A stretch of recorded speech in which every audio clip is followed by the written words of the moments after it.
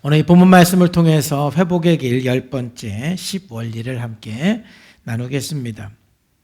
여러분, 말씀과 기도 생활은 회복의 가장 중요한 열쇠라고 할 수가 있습니다.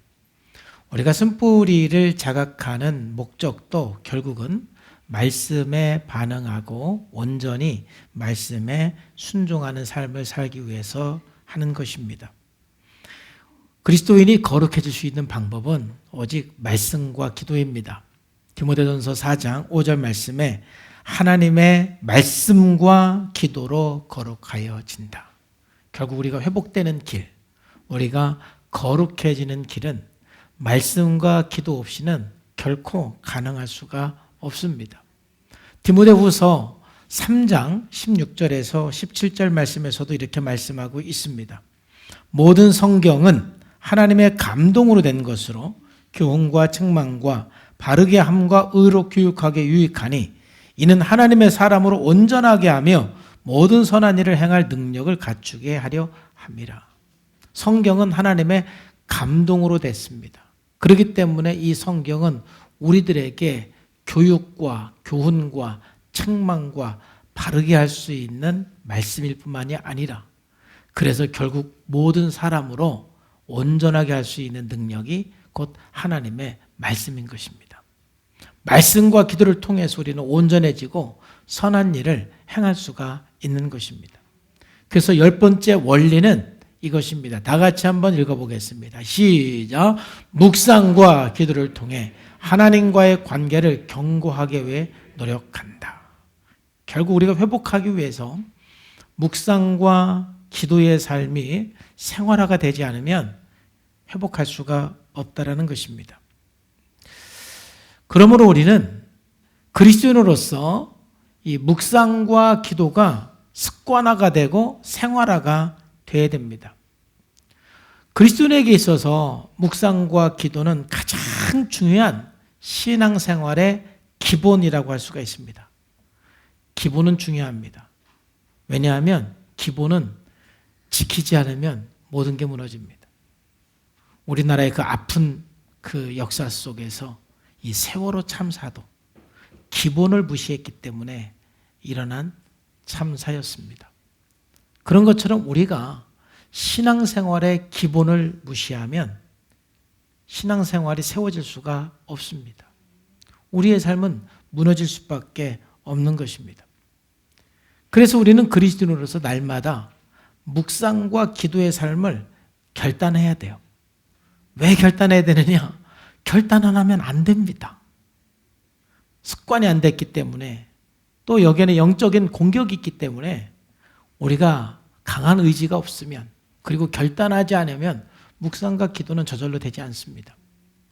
뿐만 아니라 우리는 묵상과 기도를 위해서 환경도 잘 만들어야 됩니다.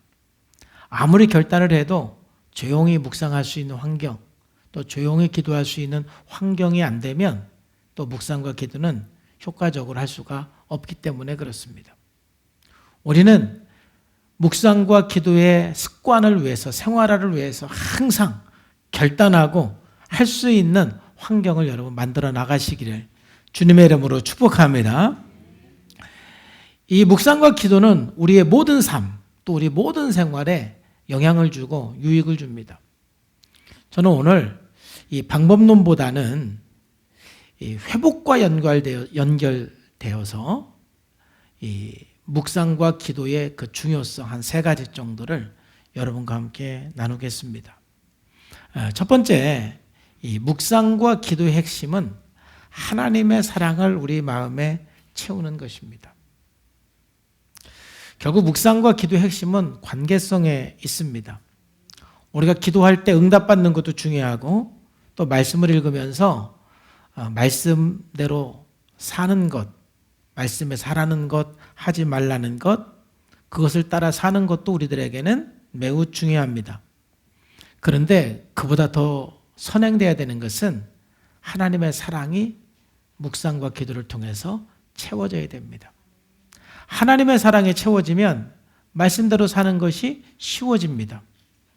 또 하나님의 사랑이 채워지면 하나님의 응답을 우리는 기다릴 수가 있는 것입니다. 우리 안에 사랑이 없기 때문에, 사랑이 채워지지 않기 때문에 늘 불안한 것입니다. 제가 신앙 성숙에 따라서 성경을 읽는 관점, 또 기도하는 태도가 변화된 것이 있습니다. 제가 처음 예수님을 믿었을 때 성경을 읽을 때는 이 성경에서 나에게 하라고 하는 말, 또 하지 말라고 하는 말에 집중이 될 수밖에 없었습니다. 그래서 성경을 읽고 어떻게 살아도 하지 말라고 하는 건 안 하고 하라는 것은 하고, 그것을 위해서 굉장히 애를 쓰면서 제 신앙이 성장을 했습니다. 그런데 그렇게 신앙생활하는 신앙에는 제 성장의 한계를 경험했습니다.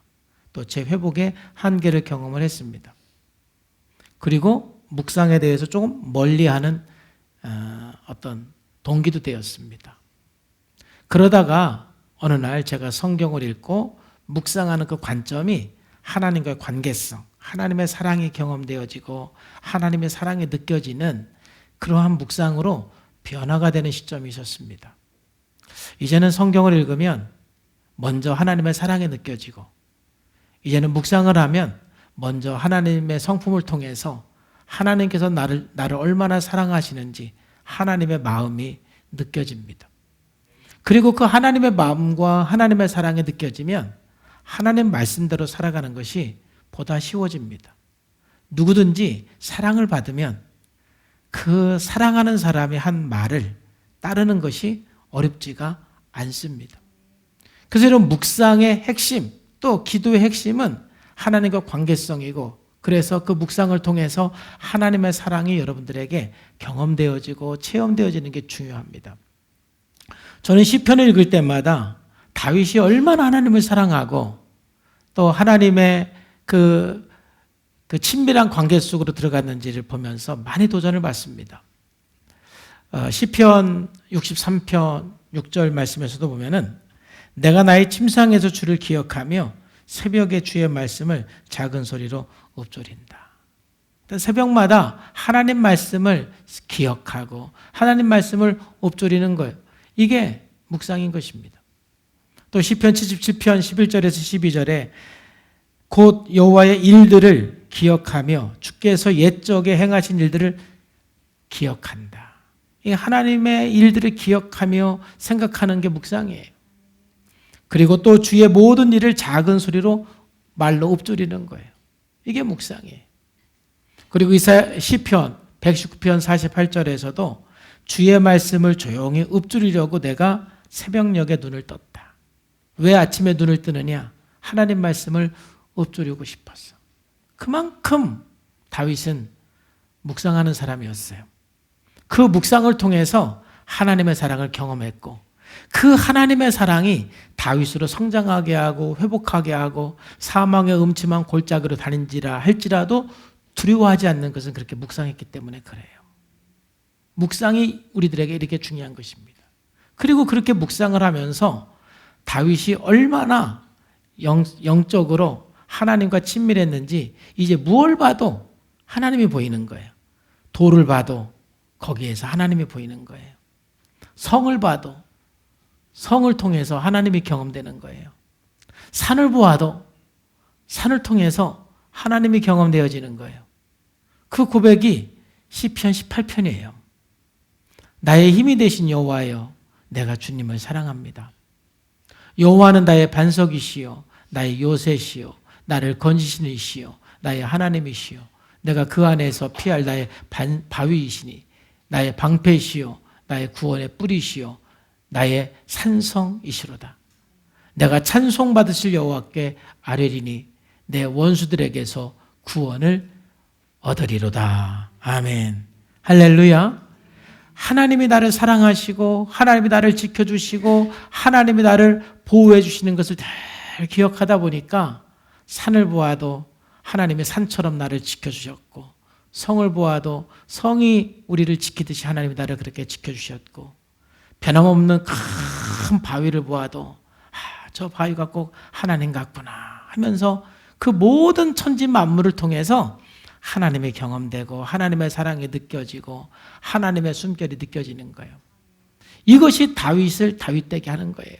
하나님 마음에 합한 사람으로, 또 원수까지도 용서할 수 있는 사람으로 성숙하게 하는 것은 이처럼 하나님의 사랑을 경험하기 때문에 그래요. 여러분, 누구든지 성장하고 회복하기 위해서 가장 필요한 것은 사랑을 경험하는 것입니다.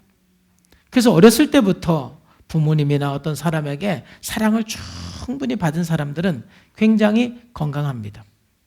그런데 이 세상에 사람들로 하여금 완전한 사랑을 받은 사람은 없습니다.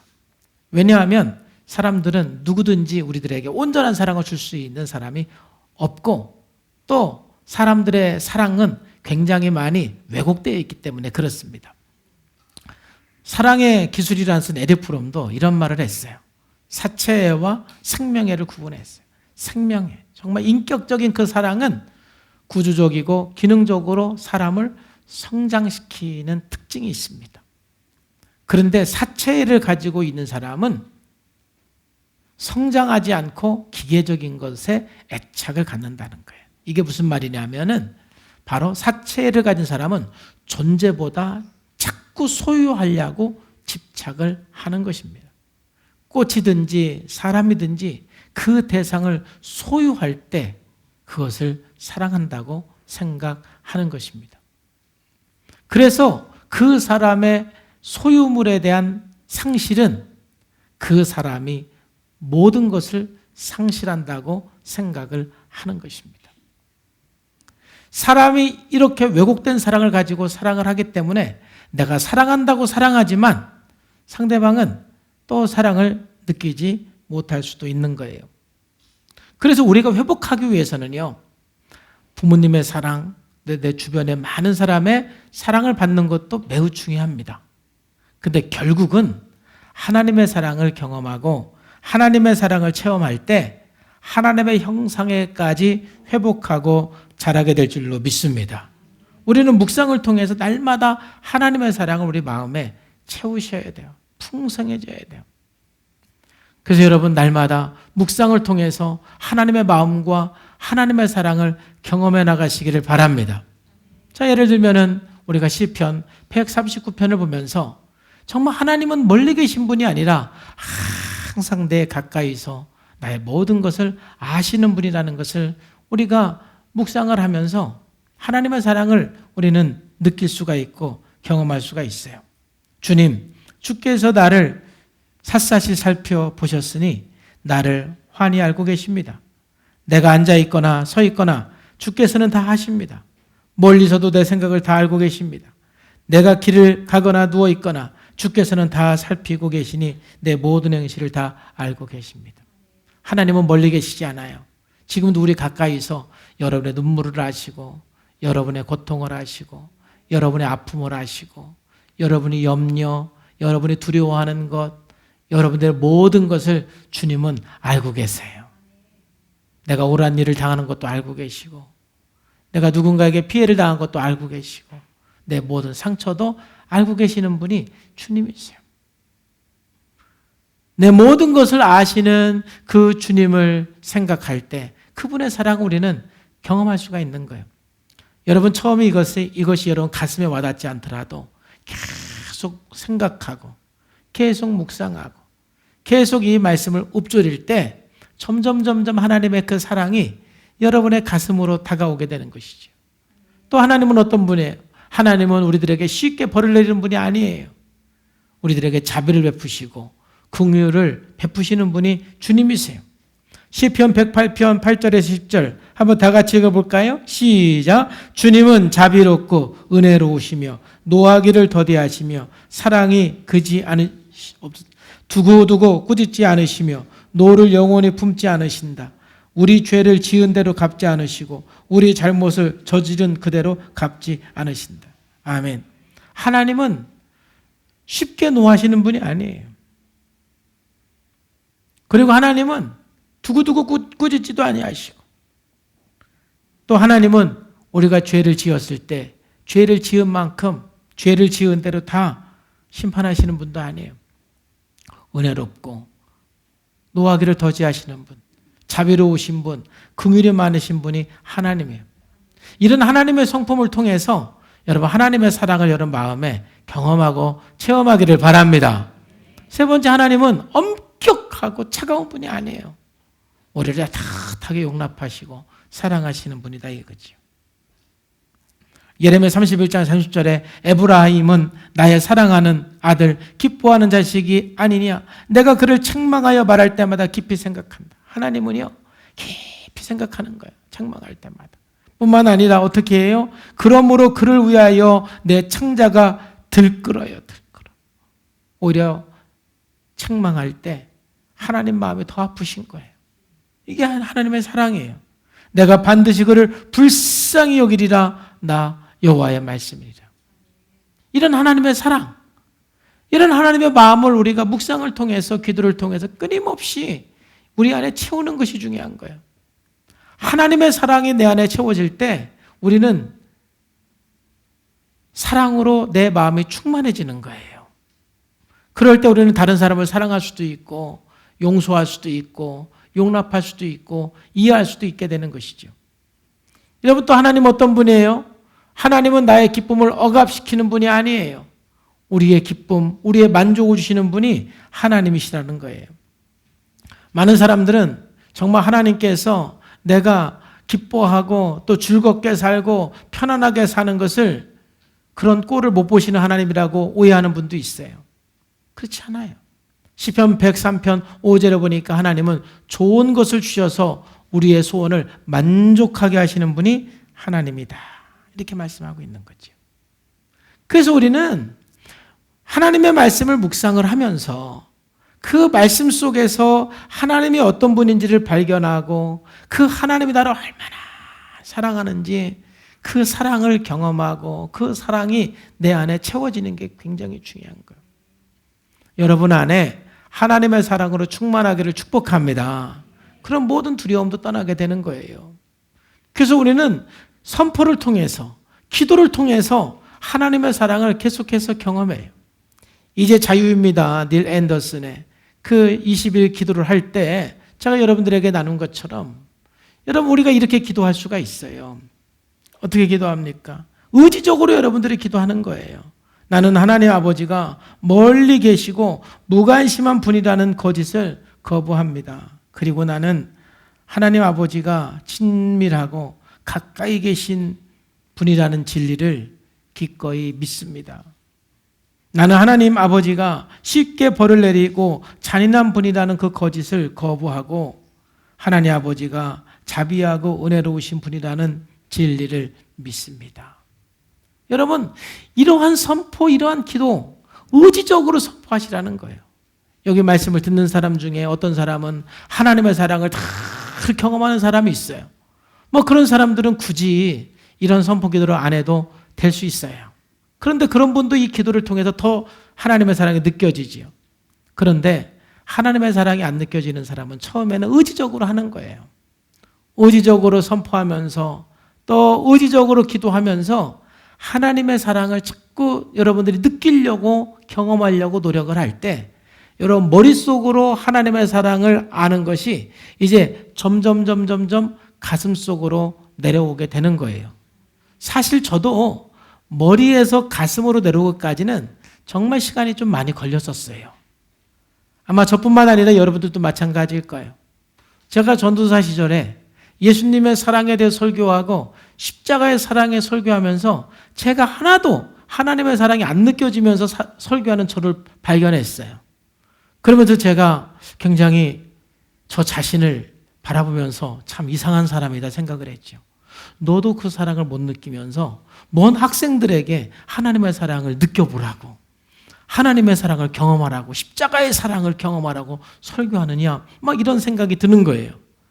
그래서 그때부터 내가 하나님의 사랑을 내가 먼저 경험해야 되겠구나.